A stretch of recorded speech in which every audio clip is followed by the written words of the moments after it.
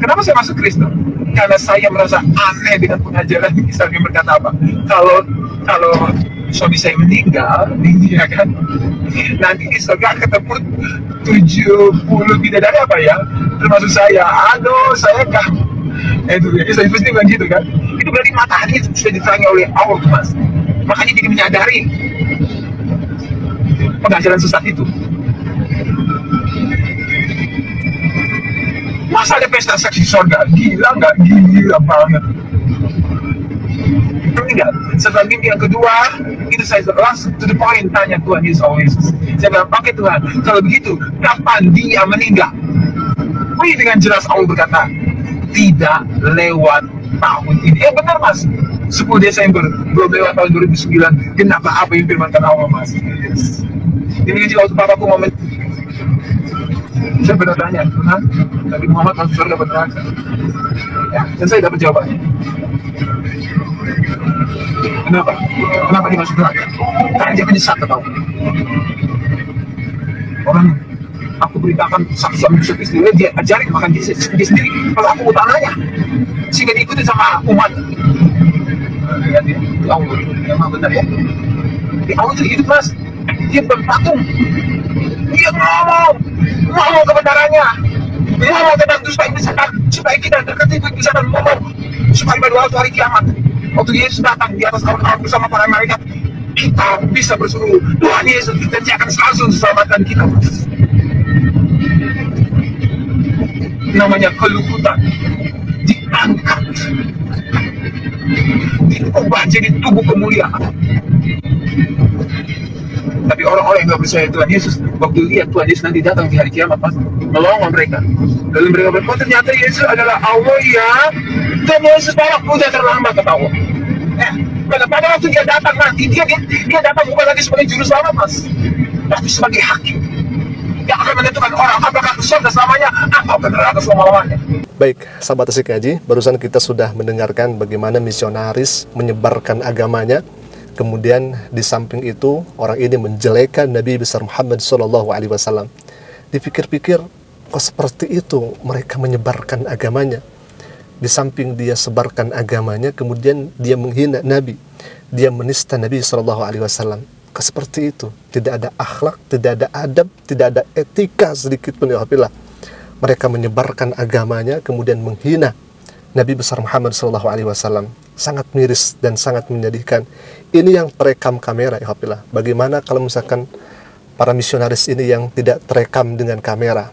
Mungkin lebih daripada ini, hinaan, cacian mereka kepada Nabi besar Muhammad SAW. Baik ya ikhwah, kita akan bahas satu persatu apa yang kemudian dituduhkan oleh misionaris ini. Yang pertama, terkait di surga itu ada surga syek. Kemudian di surga itu akan mendapatkan 70 bidadari. Sebetulnya orang ini tidak tahu konteks hadis, ya ikhwah.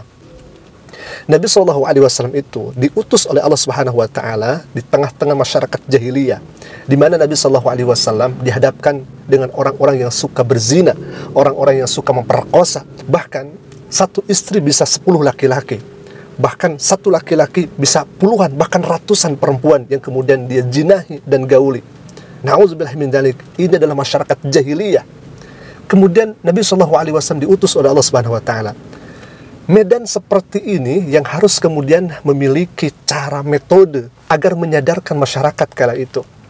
Nabi SAW mengatakan kepada orang-orang jahiliyah pada waktu itu, kalian harus sabar, kalian jangan berzina, kalian jangan memperkosa, kalian jangan melakukan hal yang kemudian Allah larang. Kalau kalian sabar, kalau kalian ridho tidak melaksanakan zina, maka engkau akan mendapatkan nanti di surganya Allah Subhanahu Wa Taala perempuan yang engkau idam-idamkan itu. Maka di dunia kalian harus sabar, harus pasrah, menuruti aturan Allah Subhanahu Wa Taala. Jadi dakwah Nabi SAW itu sesuai dengan medannya. Sehingga Nabi mengatakan karena mereka itu, orang-orang jahiliyah itu sukanya memperkosa kemudian berzina, maka Nabi SAW dengan metode dakwah itu sendiri, Nabi mengatakan sabar, jangan kau berzina, sabar, jangan kau memperkosa, sabar, jangan kau melakukan hal yang kemudian menista kepada perempuan. Nanti di akhirat Allah akan sediakan, Allah akan berikan perempuan yang kau inginkan itu, asal di dunia ini engkau sabar menahan itu.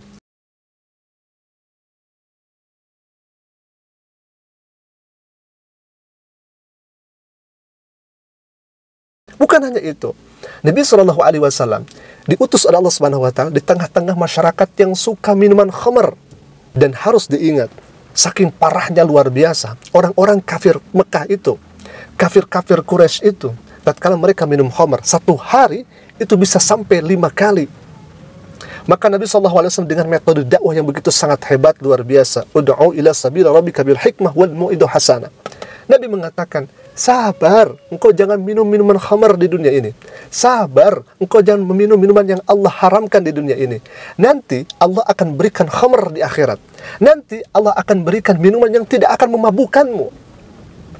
Terkait daripada surga yang kemudian diberikan 70 bidadari, itu bukan kenikmatan yang tertinggi. Bahkan lihat dalam redaksi hadis manapun, baik Bukhari, Muslim, Abu Daud, An-Nasai, Ibnu Majah, At-Tirmidzi, lihat redaksi hadis di dalam hadis-hadis Nabi SAW, tidak ada Nabi SAW meminta kepada Allah agar diberikan 70 bidadari. Tidak ada, kafilah. Satu pun hadis Nabi meminta kepada Allah agar diberikan 70 bidadari. Kenapa? Karena itu bukan tujuan nikmat yang tertinggi. Tapi tujuan yang tertinggi itu ketika kita bertemu dengan Allah Rabbul Alamin. Dan itu, kata Nabi, adalah nikmat yang terbesar. Kita bertemu dengan Allah, kita bisa melihat Allah di surganya Allah Subhanahu Wa Ta'ala. Bahkan Nabi SAW sering berdoa kepada Allah agar dianugerahkan dirinya bisa melihat Allah Subhanahu Wa Ta'ala. Dan buktinya Nabi tidak pernah meminta 70 bidadari, ikhwah. Tapi Nabi meminta kenikmatan tertinggi, yakni bertemu dan melihat Allah Ta'ala. Dan berikut adalah doa Nabi SAW yang selalu dipanjatkan oleh Nabi. Allahumma inni as'aluka lazzatan nadhri ila wajhika wa syauqa ila liqa'ika. Ya Allah, aku memohon kepadamu kenikmatan melihat wajahmu dan kerinduan untuk bertemu.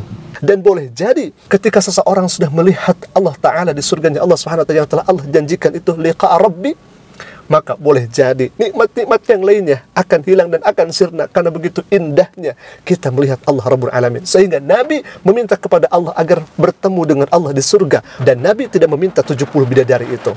Jadi ini merupakan metode dakwahnya Nabi kepada orang kafir Quraisy yang kala itu sering melakukan zina, memperkosa dan lain sebagainya. Kemudian yang kedua, mereka mengarang-arang cerita, ya ikhwah, mengatakan bahwa Nabi SAW itu di neraka, kemudian dia menyesal. Kan itu karangan belaka. Bisa saja saya mengatakan seperti ini, ya. Ini contoh ya. Karena mereka sudah memfitnah Nabi SAW. Ini cuma contoh saja. Paulus ada di neraka. Kan itu sangat mudah. Dikarang seperti itu sangat mudah. Nah, ya, bagaimana Nabi SAW memegang amanah yang Allah berikan kepada Nabi seperti nabi-nabi terdahulu. Begitu sangat hebat, luar biasa. Bahkan Rasulullah SAW ditawari oleh Abu Jahal, Abu Lahab. Yang pertama, kalau misalkan Rasulullah pengen wanita, maka kami akan memberikan wanita yang cantik dan banyak kepada Rasulullah SAW. Yang kedua, bahwa Abu Jahal, Abu Lahab ini memberikan kepada Nabi SAW tahta, pangkat. Bahkan kalau misalkan Muhammad mengikuti milah mereka, akan diberikan pangkat yang kemudian orang Arab akan tunduk kepada Nabi SAW. Yang ketiga, Nabi SAW akan diberikan harta semaunya Nabi SAW. Tapi bagaimana kata Nabi SAW bahwa ketika Nabi SAW ditawari itu, Nabi SAW mengatakan, tidak, karena ini adalah amanah yang Allah berikan kepadaku. Ana Rasulullah, aku ini utusan Allah. Kemudian bukan hanya itu saja, kalau misalkan ada matahari di tangan kiri dan rembulan ada di tangan kananku, au kamakol, atau matahari di tangan kanan dan bulan di tangan kiri, maka Nabi SAW tidak akan berhenti dakwah ini sebelum Allah Subhanahu Wa Taala memanggil beliau. Artinya apa? Nabi SAW memegang amanah yang Allah berikan seperti nabi-nabi terdahulu. Bahkan Nabi diusir sekalipun, dicaci, dihina, dianiaya, bahkan Nabi SAW dilempari dengan kotoran dan lain sebagainya. Karena apa? Karena memegang amanah yang Allah telah berikan kepada Nabi SAW. Kalau Nabi Muhammad SAW mengejar keuntungan, tentu menerima tawaran, ajakan dari orang kafir Quraisy. Tetapi tidak. Tapi Nabi Muhammad SAW rela dan ridho memegang amanah yang Allah telah berikan kepada beliau. Ya Alhamdulillah, ini adalah tuduhan yang sangat keji, luar biasa. Begitulah cara mereka menyebarkan agama.